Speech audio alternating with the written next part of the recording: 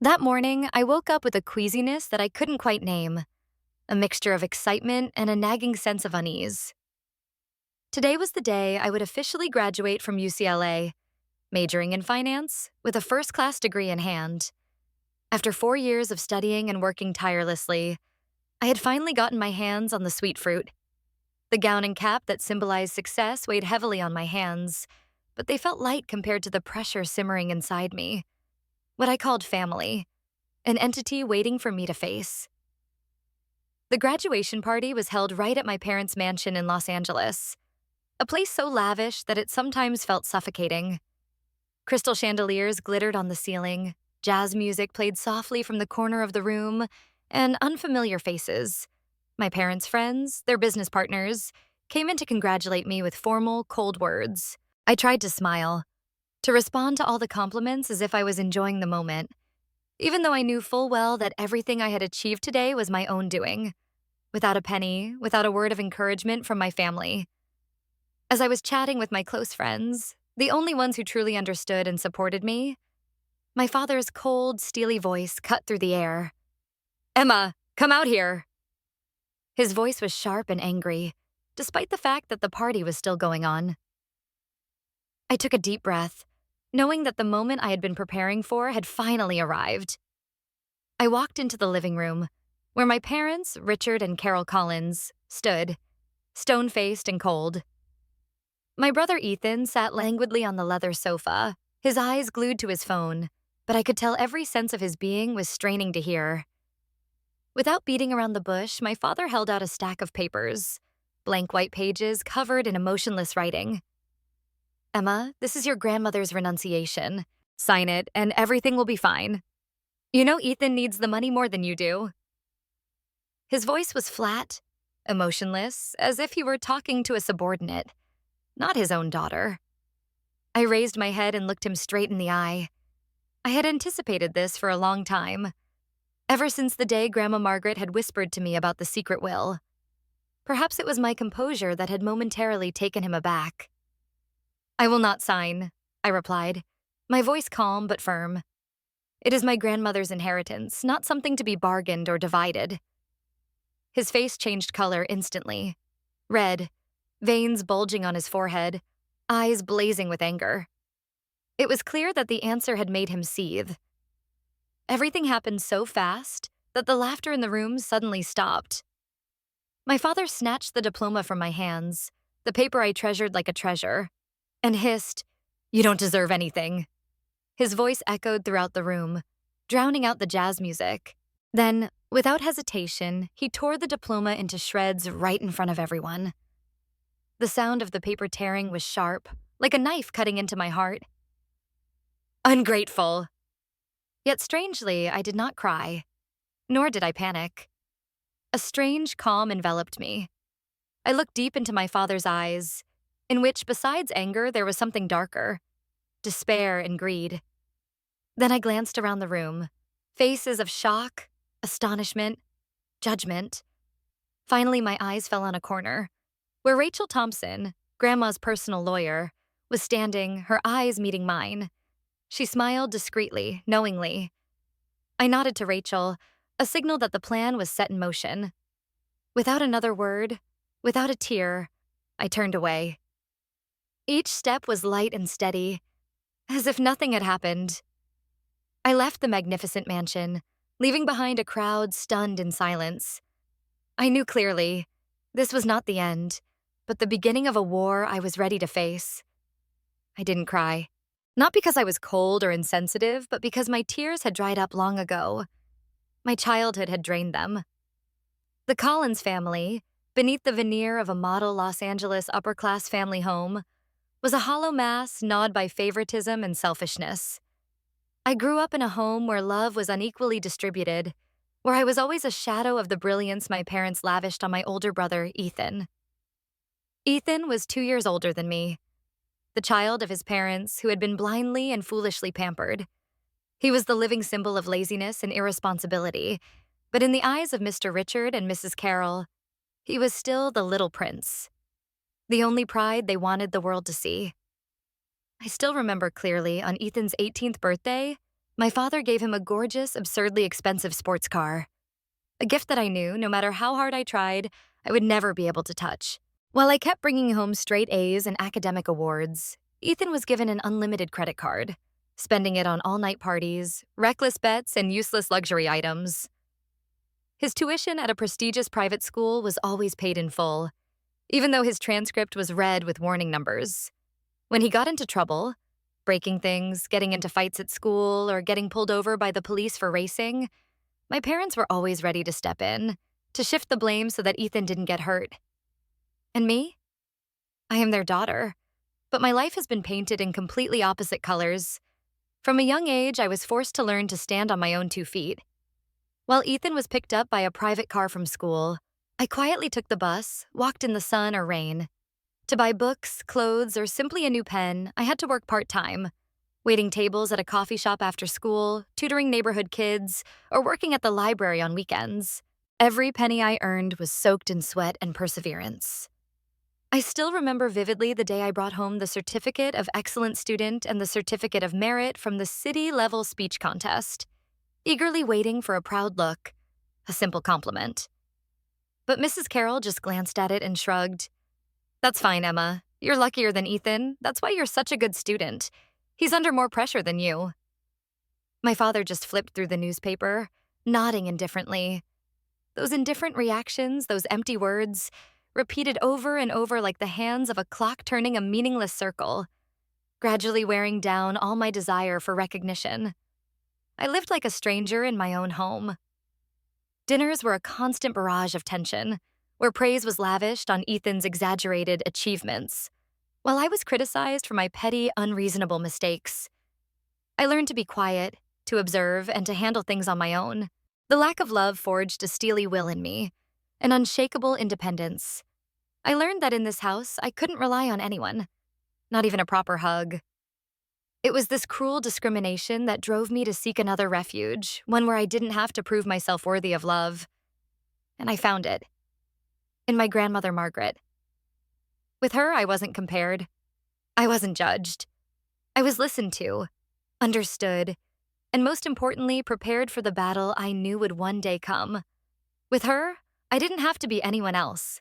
I just had to be myself. My childhood was a dark, cold, and lonely gray strip, until the gentle light named Mrs. Margaret entered my life. In a family suffocated by prejudice and discrimination, my grandmother was the only role model who did not follow the beaten path. She was a sharp, strong woman, with a bright gaze that always seemed to penetrate all lies. Her every steady step was the result of a lifetime of building a huge career in the real estate industry. Not by luck, but by intelligence, courage, and iron will. To me, she was not only a relative, but also a guide, the only spiritual support in a world where I once felt lost. When I was in high school, every weekend was a small journey to safety. I would leave my cold house and go to my grandmother's old mansion in Malibu, with balconies overlooking the vast ocean and a sun-drenched library, as quiet as a monastery of knowledge. While my peers were busy playing or walking around the streets, I would sit with my grandmother among the endless bookshelves, immersed in the economics, finance, and investment books that she had carefully selected. She never forced me to study. She just quietly put them on the table, letting me enter that world on my own with my own innate curiosity and desire to explore. From the first pages of the book, she began to teach me concepts that seemed strange. Financial statements, cash flow, profit margins, investment risks. Not just theory, she took me along on project inspections, let me listen to strategic negotiations, let me witness firsthand how she made decisions, felt decisive and thoughtful. Each of those real-life situations were invaluable lessons, passed down not through textbooks, but through experience and vision. But the most valuable things she taught me weren't in charts or spreadsheets. She instilled in me values that I never learned from my own parents. Perseverance in the face of failure, integrity in every action, responsibility for words, and a vision beyond immediate gain. "Emma," she once said, her voice low but firm as we sat in an old armchair by the window, "money is just a tool. It's your character that determines how you use that tool. Never trade integrity for ease. You may be slower than others, but never lose your worth." The afternoons on the balcony filled with sea breezes, where the sunset dyed the ocean red, are my most cherished memories. Amid cups of aromatic herbal tea and the sound of the waves, I was allowed to express my worries and unanswered questions about the future, about my family, about myself. She always listened without interrupting, without judging, just gently placing her hand on my hair, as if to say that she was here and would always be here. Her advice was like seeds silently planted in my heart, then gradually sprouted into will, courage, and serenity in the face of life's storms. Margaret became my last refuge when my parents pushed me aside, the only person who never doubted my abilities. In her deep eyes, I saw a belief that I had never received from anyone in my life. It was she who lit in me the smoldering fire of independence, of unyielding spirit. She made me believe that, even if I was born into an imperfect family, I could still build a worthy life, with my own hands and heart. Life never allows anyone to live in peace forever. One gloomy afternoon, the news that my grandmother Margaret had terminal heart disease was like a bolt of lightning that struck my heart. I was stunned. The resilient woman who had faced so many fierce business battles, the one who had supported me from the depths of my childhood, now had to fight against something that could not be negotiated. Time. A battle more fierce than any contract. Not with reason, but with the resignation of a body that was gradually fading away. But what shocked me most was not her illness, but the strange change in the Collins family's attitude. My parents and Ethan, who had been indifferent to the point of indifference, suddenly turned dramatically. They had rarely visited her, and when they did, it was only a face-saving, superficial call. But now, suddenly, they were full of concern, a fake attentiveness that was hard to believe. The hospital visits came with great frequency. They brought baskets of imported fruit, carefully wrapped gift boxes, and theatrical bouquets of fresh flowers. They sat around the hospital bed playing touching roles, asking, comforting, laughing, and talking softly, as if they were the ideal children she had dreamed of having. Grandma Carol suddenly went into the kitchen, cooking her grandmother's favorite dishes, an action I had not seen her do in years. Ethan, who had only cared about games and cars, now squatted at the head of the bed, talking about finances with a serious expression like a sophisticated investor. But beneath the surface, I saw the truth. Greed. Their questions were never about health, but always about money. "Do you want me to help you review your portfolio? The market is really volatile," my father said, his voice full of calculating concern. Carol gently interjected, "You don't have to worry about the paperwork. Let me handle the books and accounts. You can rest easy." Ethan tried to contribute, though his lucky investment advice sounded like an echo of ignorance and possessiveness. I said nothing, just sat quietly observing. Their eyes could not hide their scrutiny. Their smiles were always accompanied by a sidelong glance at the property records. Every action, every word was part of the family drama they were preparing to stage. I felt a chill, but at the same time, I became more alert than ever. I knew, from that moment, I had to stand up to protect her. Not just to protect her life, but to protect her honor, her work, and her spirit. While they were busy with their calculating performances, I chose to stay behind. Quiet and sincere. I held her hand, told her stories, and reread the financial statements she had taught me to analyze. We reviewed investment documents, adjusted leases, and considered financial strategies for the future. Margaret, her eyes tired but still bright, handed me a great responsibility. "Emma, you are the person I trust the most. It is time for you to use what you have learned, not just to help me, but to stand up for what is right." It was more than a financial exercise. It was a legacy of faith. Every minute with her in the hospital was a living lesson in willpower. Not that of an old person with no strength left, but that of a seasoned warrior inspiring. I learned more than any textbook could. How to face death with dignity, how to take control when everything is falling apart, and most of all, how to love with action, without pomp or show. Those moments not only burned into my memory, but also solidified a silent vow. I will never let anyone in this family hurt her, whether she is alive or gone. Whatever her legacy is, the most precious thing to me is the love, wisdom, and strength of spirit she left behind. And I swear, I will protect them to the end. The days when my grandmother Margaret was in the hospital were a time of extreme tension for me, as if every beat of my heart was in sync with her every weak breath. I took advantage of every free moment to stay by her side, listening to every word of advice, every story of life that she had distilled over the years. One quiet afternoon, when the gentle yellow sunlight filtered through the window of the hospital room, shining on the age spots on her hands, with only the two of us sitting together, Grandma Margaret suddenly squeezed my hand. Her voice was hoarse, fragile as the wind, but her eyes were still bright and steady. "Emma, my dear daughter," she said, "I have something important to tell you." My heart skipped a beat. I sensed something serious was about to be revealed, a secret that no one else would know. She took a deep breath, as if gathering her last ounce of strength, and then slowly enunciated each word. "I made a will, and I've decided to leave the bulk of my assets to you, including the Malibu mansion and the entire investment portfolio I've worked so hard to build over my lifetime." I was speechless. The room was a blur. I couldn't believe my ears. I had never thought of inheriting anything from her, nor expected it. Her presence, her unconditional love, and the lessons she taught me had been the most precious gifts. Money had never been a goal in my life. It had only been a means to maintain my freedom and pride. "Grandma, why did you do this?" I choked out.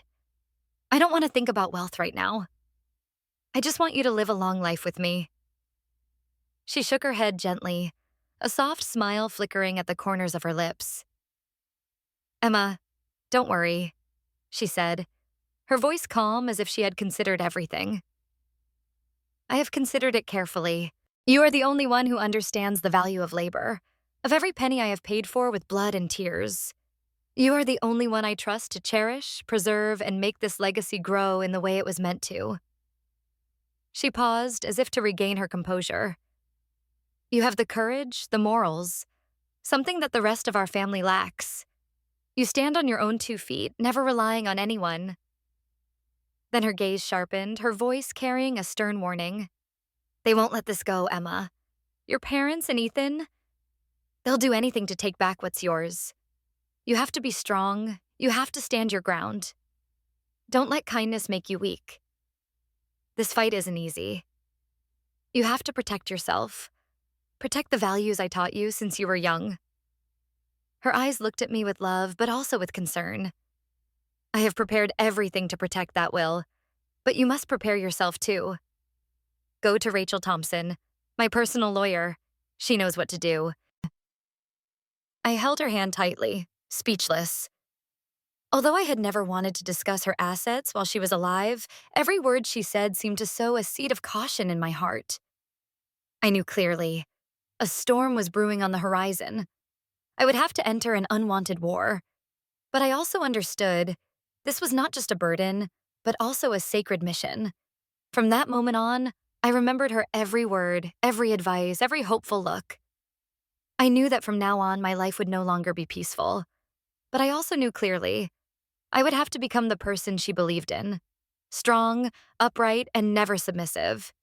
Even though I had prepared myself for the worst, my grandmother Margaret's death still hit me like a blow. She passed away 4 months before my graduation, taking with her not only a part of my childhood memories, but also the biggest support system in my life. During the days of the funeral, the church was filled with a heavy fog of grief and silence, but my eyes kept on watching the people I was forced to call family. In the swirling smoke of incense and the echoing hymns, I saw my parents and Ethan looking so sad that it was almost dramatic. Tears were rolling down their cheeks, but I knew these were not tears of loss, but a public performance. They put on a disheveled appearance, not for her sake, but for the curious gazes of the mourners. I heard whispers. "I wonder if she left any assets. Will anyone get the lion's share? Was there a last-minute change to the will?" In each furtive glance, each quiet word, I saw greed. Naked, exposed, undisguised. They were not sad about my grandmother's passing. They were just sorry that the assets might not belong to them. And then, in the midst of all this, Rachel Thompson appeared. A middle-aged lawyer with a calm demeanor, a smart black suit, and hair pulled back into a bun. There was something about her that was clear and solid, an integrity that I felt absolutely safe with. Rachel had worked with my grandmother for many years, and I knew she was one of the few people Margaret trusted completely. After the funeral, she summoned my family to a small room in her old mansion. There, Rachel announced that the will would not be made public until after my graduation, in keeping with Margaret's last wishes. She wanted me to have a solid foundation, to be mature and sober enough to face the responsibility that such a fortune would bring. It was not only an act of love, but also a mental shield she had given me, to defend myself against my own family. As soon as Rachel left the room, I saw the change in my parents' faces so quickly that it was hard not to notice. The cold indifference of years had suddenly disappeared, replaced by a kind of concern that was almost too sweet to be true. My father, who had never asked about a single test I had done in 4 years of college, was suddenly attentive, asking about my future plans. My stepmother, Carol, who had ignored me like air, began calling me constantly, asking what I needed, offering to help me pick out my graduation dress, planning the after-graduation party. "Emma, honey, I know you've worked hard. Let me help," she said, her voice as light as a feather, a far cry from her usual sharp words. They even invited me to dinner at fancy restaurants, something that had never happened before. But I was not confused. I knew clearly that this was not repentance or a resurgence of family affection. This was a game, and they were testing me step by step to see what I knew, how much I knew, whether I could be influenced. They thought I was immature, easily swayed by a few sweet words, a few late hugs. But they had underestimated me. Years of indifference and distance had made me mature sooner than they expected. I did not get angry, nor did I protest. I just quietly erected invisible barriers, answered politely but indifferently, revealing nothing about my last conversations with my grandmother, nor about Rachel's role in all this. I knew it was just the beginning. The real battle had yet to begin. My grandmother had left me not just a physical legacy, but a spiritual one as well. Lessons in perseverance, wisdom, and the ability to protect oneself in a world full of lies. And I was ready. Back to that night, the fateful graduation night that marked an irreversible turning point in my life. As I entered the mansion, which should have been filled with laughter and celebrations, I immediately felt a cold, oppressive aura grip the air. There was no more loud music or the clinking of glasses. Instead, there were forced smiles and scrutinizing glances from relatives and friends of my parents.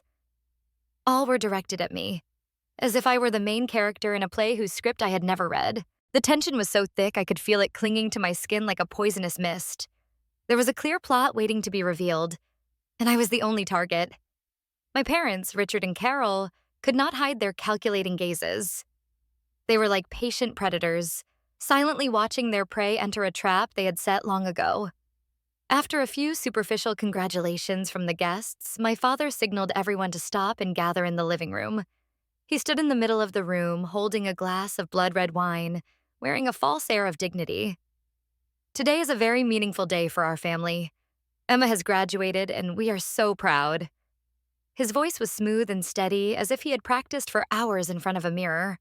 But I knew this was not a congratulation. This was the opening of a carefully choreographed play, with me in the role of the one being judged. He continued to talk about family affection, unity, filial duty, flowery phrases that made me suffocate. I felt each word fall from his mouth like worms crawling on old tiles, twisting my stomach. Then, without warning, he abruptly changed the subject. In order to maintain stability in the family and ensure the future of Ethan, our only son, we believe that a reasonable arrangement is necessary. Emma, my daughter, please sign this paper. He placed a cold white file on the wooden table in the middle of the room. This is your grandmother's renunciation of her inheritance. His voice was as hard as a hammer, without the slightest concession. Mrs. Carroll stood next to her, her face carefully calculated and sad, adding in a strangely comforting voice. Emma, you know, Ethan is a man. He needs assets to build a career. And you will get married soon. You don't need so much. If you give it up, everything will be easier for everyone. I almost laughed in disgust. They were trying to use the presence of the crowd to pressure me, to shame me into surrendering, but I had expected this. I took a deep breath, looked straight into my father's eyes, cold and brazen. A faint smile appeared on my lips, as sharp as a thin blade, I will not sign.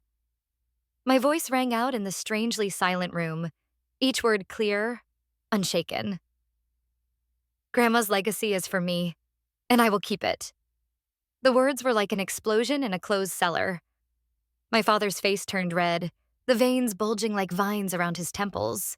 In a fit of uncontrollable rage, he snatched the fresh-smelling diploma from my hands, the one I had received only a few hours earlier, and tore it into tiny pieces. The sound of tearing paper tore through the air like the sound of a whip on flesh. "You don't deserve it," he shouted, his voice cracking with rage. "You don't deserve it, and you don't deserve a penny of that old woman's money." I stood still, facing the storm of rage, but inside I felt strangely calm. No tears, no pleas. Everything was going exactly as I had predicted. I looked into his eyes, unafraid. Then I scanned the shocked crowd until I stopped in the corner of the room where Rachel Thompson, my grandmother's lawyer, was quietly watching. Calm. She smiled slightly, a smile so small it was barely there, as if everything was going according to plan. I nodded at her, a slight nod that signaled the end of the drama. Then I turned. My footsteps echoed slowly amid the stunned stares and panicked whispers. Rachel quickly walked over, placing a hand on my shoulder as if to confirm I was not alone. The two of us left the mansion in an eerie silence, leaving behind chaos, confusion, and a family that had just revealed their true colors. I knew their act was over, and from that moment, my real battle had only just begun. Right after leaving that chaotic party, Ms. Rachel Thompson took me to a small cafe hidden away on a deserted street corner. The quiet space here was like a world completely separate from the noisy, fake, and stuffy that had just happened at the villa. We sat across from each other in the soft yellow light, and I felt a strange sense of security spreading when she was by my side. Rachel didn't ask much, just quietly ordered 2 cups of hot tea. Her eyes shone with deep understanding, as if she had listened to all the chaos screaming in my heart. "Emma, you did well," Rachel began, her voice soft but carrying a steady pressure. Margaret knew this would happen. She not only prepared, but prepared every detail to protect you and her will. She began to describe her grandmother's incredible preparation. Margaret didn't just write a will. She underwent regular psychological evaluations, conducted by reputable independent experts. All of them confirmed that she was of sound mind when she made the decision, without any influence or pressure. Furthermore, she recorded herself, clearly stating her reasons for leaving her assets to her children and her final wishes for them. Rachel spoke with a firm voice that made me feel as if a layer of armor had been placed on my shoulders. She also inserted extremely strict clauses in the will. Anyone who tried to challenge the contents would face severe legal consequences. But what really shocked me came later. The dark truths Rachel began to reveal. She placed a stack of documents in front of me. "Emma, you have a right to know why your family acted so hopelessly."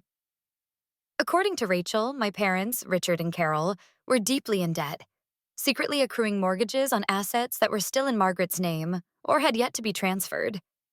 Maybe a small plot of land in the suburbs or some investments jointly owned during her lifetime. I had thought they were well off, but now I saw that it was all a facade, a false illusion of success. And Ethan? The story of my seemingly ideal brother chilled me. Rachel showed me a detailed financial report, a list of dozens of debts tied to online casinos, betting apps, and even shadowy creditors. The total was more than $150,000. Ethan has been sliding into gambling debt. He keeps borrowing to pay off old debts, then gambling again. Your parents are trying to save him at all costs, even sacrificing you, Rachel said, her voice low, her eyes filled with pity. That truth hit me like a bucket of cold water. It made every action at the party clear. From my father's desperate pleading eyes to his rage as he ripped up my diploma, it wasn't just greed, it was the panic of drowning people clinging to the last lifeline called heritage. I felt anger rising. But it was no longer impulsive anger, but a cold, calm emotion that was frightening. I was no longer defending my inheritance. I was confronting a family that had been twisted and warped by money and corruption. Those who had once called me parents and brothers were now willing to trample on me, on the memory of my grandmother, on their own dignity, to avoid responsibility and save their own lies. Still, I felt a strange sense of relief, like a curtain had finally been drawn back. I could see the real faces now, and I was ready. This was no longer a battle about rights. It was about what was right, and I was not backing down. Still in the quiet of the cafe, when the dark secrets of my family had just been lifted by Rachel like an old, rotten curtain, she quietly took out an old envelope from her bag. The envelope was not sealed, neatly folded, and on it were two familiar handwritten words that made my heart clench. Emma. The soft but decisive handwriting of my grandmother, the woman I respected and loved the most in my life. I didn't need to ask, I knew. This was what she had prepared for me in advance. The last message, perhaps the strongest, that she wanted to leave. "This is the last letter Margaret ever wrote to me," Rachel said, her voice softening as if preserving the solemnity and sacredness of the moment. My hands trembled slightly as I opened the envelope. Inside was a thin sheet of paper that had turned yellow with age, but her handwriting was still clear, steadfast, and sincere. There were some passages where the ink was slightly blurred. I didn't know if it was because of her tears when she wrote, or because time had imprinted nostalgia on them. I read slowly. Each line seemed to penetrate every fiber of my emotions, touching the deepest part of me. My dear daughter, Emma, if you are reading this, it means I am no longer with you. And you may have faced greed and betrayal from those who should have been your refuge. I am sorry you had to go through it, but you must know that I saw it all coming. She could not forgive the fall of your parents and Ethan. They let money and illusions cloud their humanity, but amidst the ruins, she always saw you, a small but resilient flame, shining brightly in the darkness. Leaving her fortune to her son was not an emotional decision. It was the result of a long journey of observation and trust. She saw her son grow up in silence, working hard, steadfastly upholding the right values, even when no one was by his side. He had kindness, integrity, and courage, things she valued more than any fortune. She was proud of him, Emma, more than anything. Her legacy is not just a fortune. It is a symbol of what she believed in, the values she spent her life cultivating. She trusts that you will preserve it with kindness and wisdom, not just for you, but for those who need it, just as you did. They won't leave you alone. They'll use all sorts of tactics, words, tricks, even emotional abuse. But you're not alone. Rachel will be there for you. And most importantly, you have the strength in your heart. Protect this legacy, Emma, not for its material value, but for the faith, the hard work, and the love she has for you. Live a life that matters, not for anyone else, but because you deserve it. Live life to the fullest, daughter. Find peace within yourself. And always remember, I love you forever. With all love, my grandmother, Margaret. As I folded the letter, tears silently rolled down my cheeks. But they were not tears of weakness or despair. They were tears of gratitude, of renewed faith, and of a reforged will. Her apology for what I had endured, along with her strong affirmation of my worth, was like a ray of light tearing through the darkness my family had created. That letter was more than a last word. It was a spiritual shield, an invisible sword that helped me stand firm against all the plots and betrayals. I knew the battle ahead would not be easy, but I also knew I was no longer alone, and I would not retreat. I would fight, not only to keep what was mine, but also to be worthy of the love and legacy she had placed in me. After my conversation with Rachel, and as my grandmother's letter replayed in my mind, I felt a strange sense of peace. Not because it was over, but because I knew I had the answers. I couldn't continue to hesitate or live in appeasement. My family wouldn't give up easily, and I wasn't the same girl I'd been. I had to be ready. And sure enough, the real storm began soon after. My phone rang nonstop. Anonymous calls, threatening and insinuating messages. They came like a tidal wave. First, it was my father. "Rethink this, Emma. Don't push things too far." Next was Carol, her voice choking with reproach. "Do you want to destroy the whole family just because of a will? You're so selfish." Then Ethan. No beating around the bush, no hiding his brutality. "If you want to live in peace, you better give up your money. Don't be stubborn." And even distant relatives were dragged into the mix, calling and giving ambiguous advice, advising me to put love first. I didn't react, just quietly saved every message, recorded every call, because I knew these were important pieces for the upcoming battle.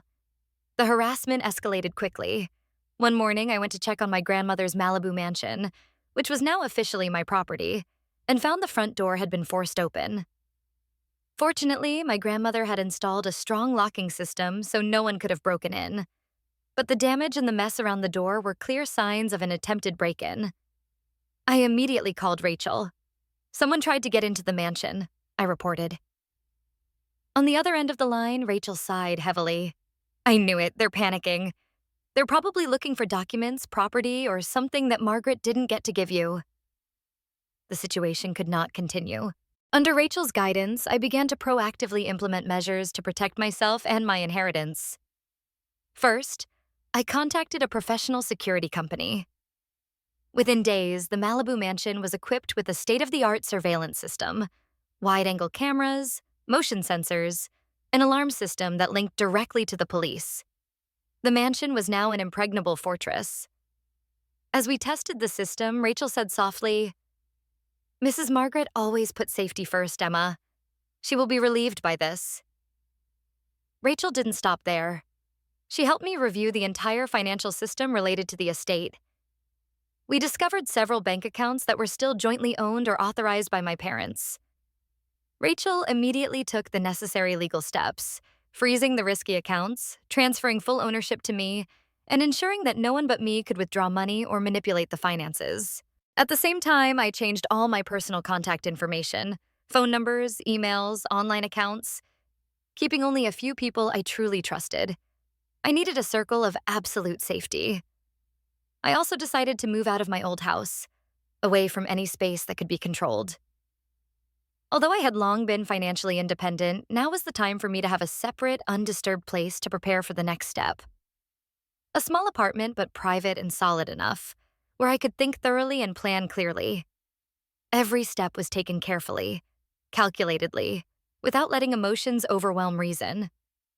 I knew that this was not just a battle for inheritance, but the final battle to regain my life, dignity, and future. The greatest legacy my grandmother left me was not money, but inner strength and unyielding determination. And I would not let anyone, not even my own flesh and blood, take that away. The fateful day finally arrived. The formal announcement of Margaret's grandmother's will was held in the office of Rachel Thompson, a luxurious space with a cold, suffocating solemnity. I entered the room with a pounding heart, but my eyes did not waver. Sitting across from me were my parents, Richard and Carol, and Ethan. Their faces were tense, poorly concealing the hostility that was rising like an undercurrent. Ethan glared at me with a fiery gaze, as if he wanted to tear the skin off my face with his hatred. The room was so quiet that the rustling of papers and the hammering of cold wood could be heard. Rachel Thompson, always a woman of calm professionalism, sat at the head of the table. Without hesitation, she gently placed her glasses on the bridge of her nose, opened the document, and began to read. Each word rang out, clear and steady, like a nail hammering into the Collins family's honor. I, Margaret Collins, of full mental capacity and of my own free will, do hereby bequeath the entire mansion located in Malibu, California, together with the entire investment fund worth $3 million to my niece, Emma Collins. Before he could finish, my father jumped up and slammed his hand on the table. "Impossible! This is a forgery. This girl has bewitched the old lady. How could she be sane enough to make such an important decision?" he shouted, his face red with anger and helplessness. Carol immediately stood up and continued, her voice full of venom. "That's right. She took advantage of my mother's weakest moment. You damn brat." Ethan muttered obscenities, repeating the words hypocrisy, greedy, ungrateful, over and over again like a haunting refrain. The atmosphere in the room instantly turned into a chaotic courtroom. Rachel remained calm, as if she had predicted all these reactions. Without saying anything, she motioned for me to be quiet and picked up the small remote. A large screen came down, and then the video appeared. Grandma Margaret appeared, sitting in her familiar old chair in the Malibu mansion library. The soft light fell on her face. Her eyes were sharp. Her voice was weak, but each word rang out clearly and sharply. Richard, Carol, and Ethan, she said, her voice low and sharp. If you are watching this video, you are attempting to contest my last wishes. I want you to know that I was of sound mind when I made this will. Before I signed it, I underwent a series of psychological tests by independent experts, all of whom confirmed that I was of sound mind. She paused for a moment, her eyes looking through the lens as if piercing the hearts of the three people across from her. I left my fortune to Emma for a very clear reason. She is the only one of you who has shown the integrity, perseverance, and responsibility that I have always believed in. Emma has been self-sufficient, never begged or begged. She understands the true value of money, something you have never done. Richard, Carol, you have only known how to indulge and have driven the family into debt. Ethan, you have brought nothing but trouble and disappointment. Each word was like an arrow aimed at their weakest point. The faces of the three people across from me were pale, their eyes filled with panic, anger suffocated by indelible humiliation. Rachel continued, her voice as firm as if reading a verdict. And in accordance with Margaret's wishes, the will contained a force majeure clause. Anyone, including family members or individuals, who intentionally challenges the validity of the will or prevents an heir from receiving the property, will immediately lose the right to inherit in any form and must bear all related legal costs. That moment was like a clap of thunder in a clear sky. Their plan collapsed, completely and irreparably. Every plot, every shady calculation was crushed by something they had never expected. The meticulous preparation and cold ruthlessness of the woman they had once considered old and gullible. Richard slammed the table again, not in anger this time, but in defeat. Let's go, he growled, dragging a stunned Ethan and a dazed Carol out of the room in silence. The door slammed shut, leaving them in a thick, somber void, with no one left with the energy to speak. I sat there, stunned. In the room, it was just me and Rachel, and the victory that had just been written. I had won, with reason, with evidence, with my grandmother's faith. But what spread through me was not joy. It was a bittersweet relief that the enemies I had to fight were the very people who had once held me in their arms. After the tense reading of the will, as the door to the lawyer's office closed behind the calculating relatives, an eerie silence fell over the room. Rachel Thompson turned to me, her eyes shining with satisfaction and sympathy. She smiled slightly, a rare smile amid her usual calm, and handed me another envelope. This one was small, made of old yellowed paper, with no recipient's name, just a small safe key and a note written in shaky scrawl. This is what Margaret told me to give you when everything was settled, Rachel said, her voice soft, almost a whisper. She said it was a special gift. My heart was pounding in my chest. I thought I had received everything she had left behind, but it turned out there was still a secret left unsaid. I drove straight to the Malibu mansion. The golden afternoon light bathed the familiar house, making the scene look like it had come straight out of an old dream. The mansion still retained its ancient look, but at this moment in my eyes it became strangely warm and familiar. I followed the instructions on the note. The slanted writing led me to her study, where I had spent hours studying beside her. Following the details, I discovered a floorboard delicately loosened beneath the velvet carpet. Lifting it up, I found a small safe, hidden so well that it almost blended into the structure of the room. My hands shook as I inserted the key into the lock. There was a click, and the safe slowly opened.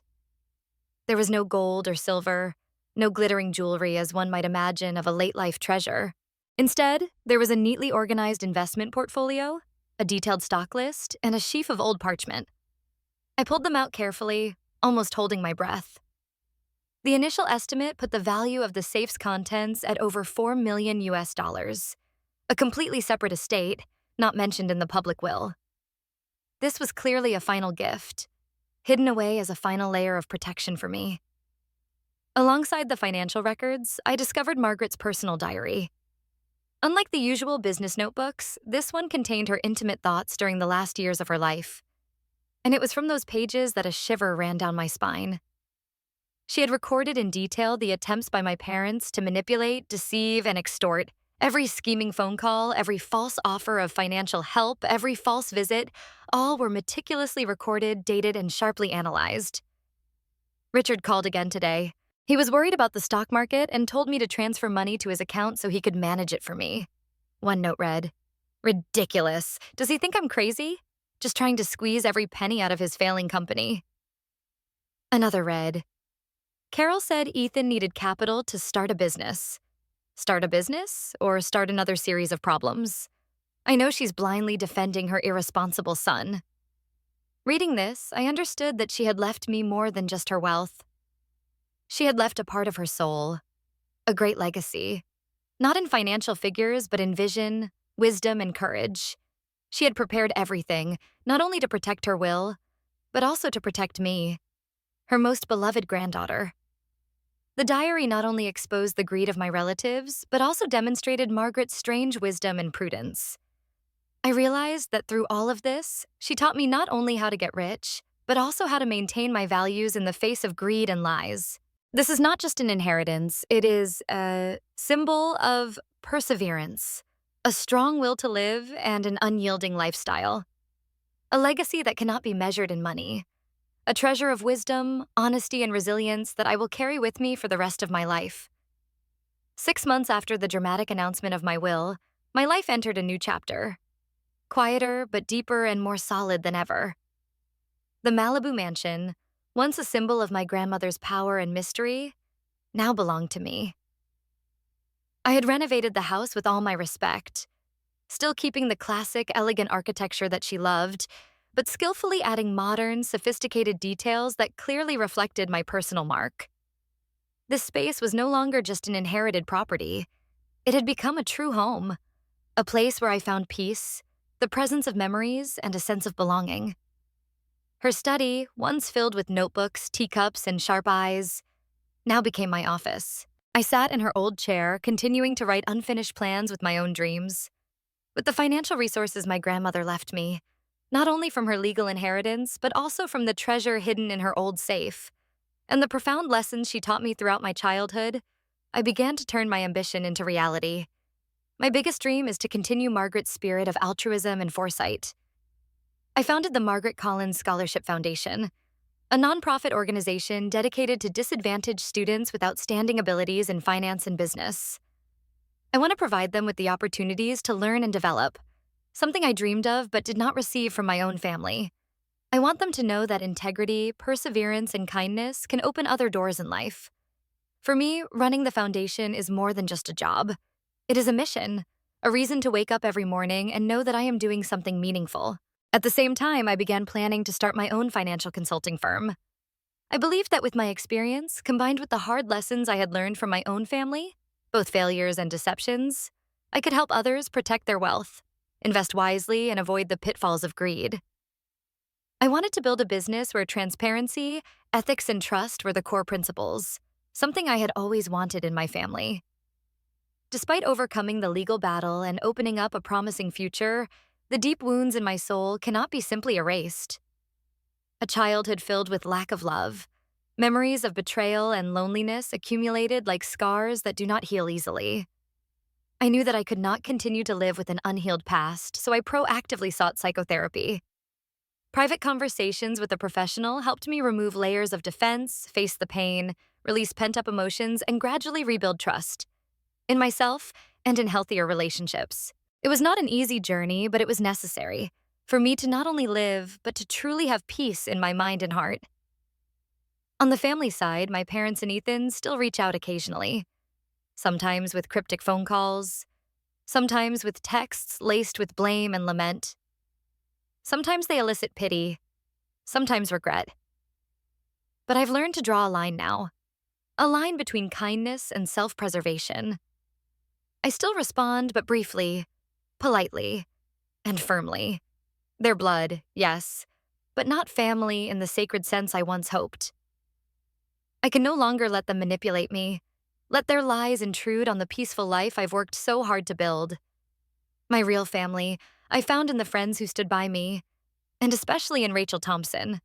She was not only a talented legal representative, but also a confidant, a quiet but strong advisor who was always there when I needed her. I am grateful to her for her steadfastness, loyalty, and empathy throughout this journey. Every day, I live by the teachings of my grandmother Margaret: integrity, hard work, resilience, and generosity. I feel at peace. In this house, in my soul, and in the choices I have made, I am no longer the lost and wounded girl I once was. I am a strong, independent woman, ready to take on whatever life throws at me. And most of all, I am proud to continue my grandmother's journey, not just to preserve a legacy of wealth, but also one of kindness, wisdom, and unshakable character.